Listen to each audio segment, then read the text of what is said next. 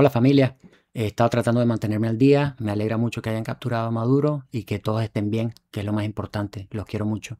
Un breve recordatorio, en caso de que otros lean esto, que siempre me he opuesto al gobierno de Chávez y su legado, recolectando firmas, votando y hasta marchando en Venezuela y afuera. No solo porque despidió a mi madre luego de 20 años de trabajo duro sin ningún tipo de compensación, sino también por todo el dolor que ha causado a los venezolanos. Aparte de ser lo moralmente correcto, como todos, quiero lo mejor, no solo para Venezuela, sino también para el mundo en general. Igualmente no soy republicano ni demócrata, esas son etiquetas de idiotas. Comparto y debato ideas. Es admirable el despliegue militar estratégico y focalizado para capturar a Maduro, sin tomar vidas civiles, al menos directamente. Hay que dar crédito cuando se merece y a quien lo merece.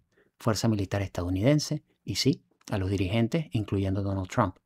Tengo entendido que se le había ofrecido a Maduro un paquete bien atractivo para exilio en Turquía, pero como siempre he dicho, los dictadores no entienden diplomacia. Habiendo dicho esto, por mi formación profesional, ingeniería, suelo ser bastante objetivo y me resaltan algunas inconsistencias. ¿Es esto una acción contra el narcotráfico? Estoy clarísimo que el gobierno de Maduro está sustancialmente financiado por el narcotráfico. Cada vez que voy a Brickell me hierve la sangre al saber que gran parte de esa construcción ha sido financiada por el narcotráfico. Aunque me llena de alegría la captura del hijueputa de Maduro, me parece curioso que solo hace unas semanas Trump le ofreció un perdón presidencial a nada más y nada menos que Orlando Hernández, presidente de Honduras, quien ha movido una montaña de cocaína, más o menos 400 toneladas. Asimismo, si Trump quisiera proteger a los gringos de narcotráfico, debería arremeter contra los carteles mexicanos, sobre todo en Juárez, quienes son responsables por el mayor índice de narcotráfico y asesinatos actualmente. Quizás porque Juárez no tiene petróleo. Sé que nada en la vida es gratis y es natural que cada uno defienda sus intereses.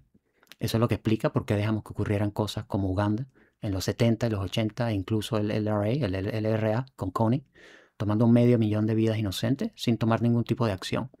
O cuando el paro petrolero en Venezuela, cuando los Estados Unidos inmediatamente se pronunció Chávez dictador y días después de Orchila, después de restablecer el suministro de petróleo, mágicamente Chávez electo.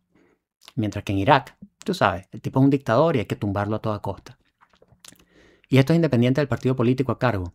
En fin, yendo al punto, ¿quién se beneficia? Recuerdo cuando era adolescente y le decía a todo el mundo en Venezuela, por mí que vengan los gringos a colonizar esta vaina.